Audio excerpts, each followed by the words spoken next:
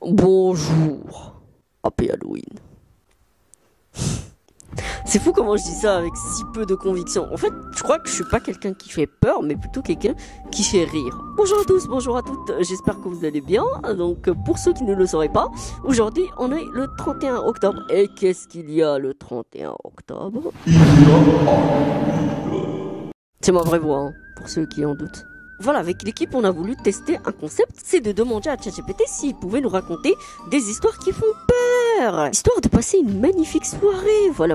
Moi, je vous propose de vous mettre bien dans votre canapé, de prendre une pizza ou un truc à manger, un truc à boire, et de profiter du spectacle. Avant que la vidéo débute, n'hésitez pas à vous abonner à la chaîne de Galix, d'activer la petite cloche des notifications et de lâcher votre meilleur pouce bleu. Si vous voulez participer aux Galix Stories, n'hésitez pas à nous envoyer un petit message sur notre Instagram Studio Galix. Et à ce propos, on a commencé Twitch, donc si vous voulez venir nous soutenir, vous êtes les bienvenus. Voilà, bon visionnage. Alors, on va commencer avec la première histoire.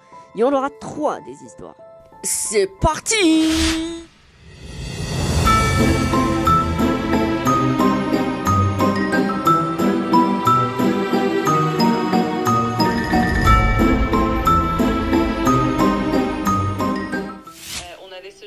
Jean, qui vivait dans un petit village isolé. Un soir, il décide de se promener dans les environs, attiré par les légendes locales. Il découvre un vieux bâtiment abandonné avec des rumeurs de mystères et de secrets. Et c'est là que les choses commencent à prendre une tournure un peu plus étrange. Jean s'aventure dans ce bâtiment. La lumière de sa lanterne tremblote dans l'obscurité. Il explore les pièces poussiéreuses où les meubles sont recouverts de draps blancs et où des échos lointains semblent murmurer des secrets du passé. Et c'est là qu'il aperçoit cette silhouette floue qui semble se déplacer à la lisière de son champ de vision. À partir de là, l'atmosphère devient de plus en plus oppressante. Au moment où Jean s'approche de la silhouette, il ressent un frisson glacial. La silhouette se rapproche lentement et il distingue peu à peu des traits flous, presque irréels. Jean sent son cœur s'accélérer et alors qu'il tente de fuir, la silhouette disparaît soudainement dans un souffle de vent. Après cette première rencontre mystérieuse, Jean décide de revenir le lendemain, armé de plus de courage et de curiosité. Cette fois, il explore plus en profondeur et découvre des indices qui le mènent à une histoire ancienne, liée au village et à des événements passés. Au fil de son exploration, Jean découvre que le village avait autrefois été le théâtre d'événements tragiques, liés à des conflits anciens et à des injustices. Il découvre des documents cachés, des lettres oubliées, et même des traces d'anciens habitants qui ont laissé une empreinte mystérieuse dans ce lieu. Petit à petit, il reconstitue le puzzle et comprend que la silhouette n'est autre que l'esprit d'une personne qui cherche justice et apaisement. C'est ça qui rend l'histoire encore plus captivante et un peu plus inquiétante.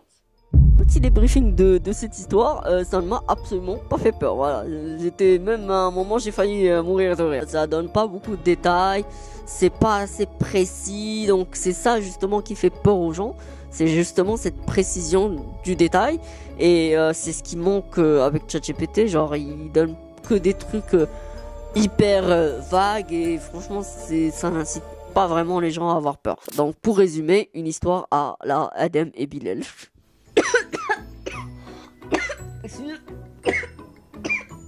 Attendez, je crois qu'il y a un esprit qui est en train de me hanter là maintenant. Waouh. Attendez, il faut que je bois, hein, parce que là c'est... Et j'en profite pour vous présenter notre sponsor du jour. Non, je rigole, il n'y a pas de sponsor. Mais quand même, si vous voulez un jour, vous sponsor, venir sponsoriser nos vidéos, vous êtes les bienvenus, voilà. Et donc, on est parti pour la deuxième histoire.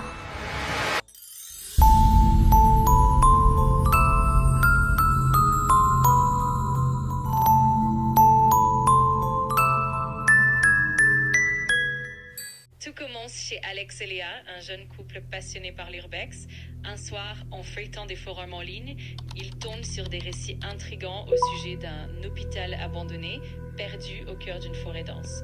Curieux et un peu téméraires, ils décident de préparer une expédition.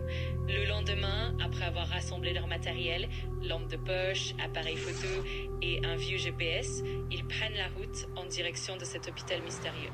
En arrivant sur place, l'ambiance est déjà pesante, des bâtiments délabrés, des fenêtres brisées et un silence inquiétant.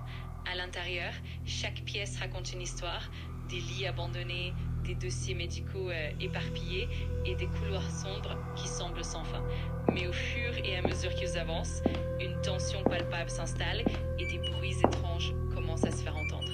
Puis, au détour d'un couloir, ils découvrent une pièce cachée où l'atmosphère devient de plus en plus oppressante. Alors qu'ils explorent cette pièce cachée, Alex et Léa remarquent des symboles étranges peints sur les murs, ainsi que des objets qui semblent avoir été utilisés pour des rituels anciens. Soudain, un bruit derrière eux les fait sursauter et ils se rendent compte qu'ils ne sont pas seuls. Une présence mystérieuse semble les observer. En essayant de quitter la pièce, ils réalisent que les portes sont bloqués. Alors qu'ils cherchent désespérément une issue, la tension atteint son paroxysme. Soudain, une silhouette apparaît dans l'ombre, une présence qu'ils n'avaient pas remarquée auparavant. Le cœur battant, Alex et Léa comprennent qu'ils sont face à quelque chose d'inexplicable. En tentant de fuir, ils trébuchent et découvrent dans un recoin obscur des preuves de rituels anciens et de secrets sombres. L'ambiance devient de plus en plus oppressante et la peur s'installe. Finalement, ils parviennent à s'échapper, mais pas sans avoir été marqués par cette expérience terrifiante. En sortant, ils comprennent que certains mystères ne devraient jamais être dérangés. Et voilà, une histoire qui laisse une empreinte à la fois fascinante et inquiétante. Alors attendez, parce que là on est monté sur un autre cran. Alors là on est vraiment parti sur un truc vraiment style urbex, exploration nocturne, hôpital, tout ça. Donc pour ceux qui se connaissent, voilà, c'est des histoires un peu connues du grand public. Mais vraiment là voilà, on est monté dans... Franchement, là je m'attendais vraiment pas à cette histoire. Là, franchement là j'ai commencé à avoir un peu des frissons. Et franchement c'est pas mal, c'est pas mal. On va se dire les choses, franchement c'est pas mal. J'ai bien aimé, j'ai été attentif tout le long de l'histoire.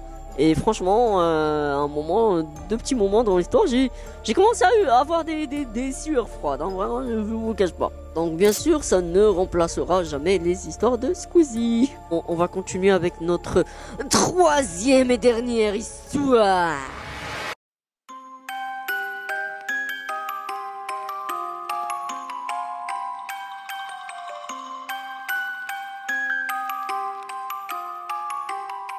C'est l'histoire d'Émilie, une petite fille de 8 ans qui fête son anniversaire chez elle, entourée de ses amis. Pour l'occasion, ses parents ont invité un clown, Monsieur Rigolo, qui est censé divertir les enfants avec des tours de magie et des ballons. Émilie et ses amis fêtent l'anniversaire dans le salon décoré de ballons colorés.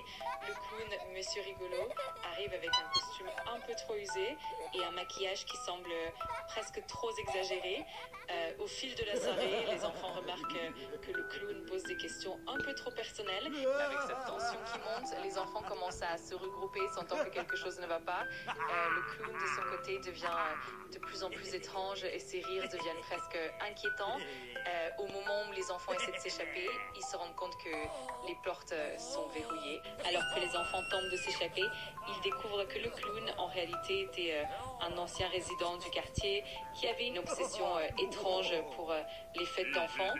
La chute se dévoile quand les enfants trouvent des indices dans le grenier révélant que le clown avait préparé tout cela depuis des mois. À la fin, le clown est finalement démasqué et arrêté par les autorités qui découvrent son passé trouble et son obsession. Les enfants, eux, retournent à leur quotidien. Attends, qu'est-ce qu'ils avaient trouvé dans le grenier? Parce que moi je veux savoir. Dans le grenier, les enfants découvrent des objets personnels du clown, des photos anciennes, des lettres inquiétantes et même des jouets. Des photos de quoi? Les photos montrent des enfants d'âges différents, parfois pris lors de fêtes similaires, avec des sourires un peu forcés et des arrière-plans qui laissent entrevoir des éléments troublants. Certaines images révèlent aussi des détails macabres comme des ombres en arrière-plan ou des objets abandonnés, ce qui renforce le mystère et l'atmosphère. Toi, t'as toujours des objets abandonnés, des lettres, des messages, c'est toujours la même chose, mais bref. Non mais franchement, j'aime bien cette dernière histoire. C'était pas du tout. Ah non, pas du tout. Pas du tout, mais franchement, franchement, c'est, moi je vous le dirais, c'est le Halloween où j'ai eu le moins peur de toute ma vie. Voilà. Donc les amigos et les amigotes, je vous dis à très bientôt pour une prochaine vidéo. Et entre nous, je suis absolument content parce que cette poupée qui est à ma droite depuis le début du tournage n'a pas bougé. Donc ça veut dire qu'elle n'est pas hantée. Donc ça veut dire que je peux dormir tranquillement chez moi. Ah oui, il faut le dire maintenant. Voilà. Donc prenez soin de vous et n'oubliez pas de... Non, pas les bonbons. De vous abonner. Abonnez-vous!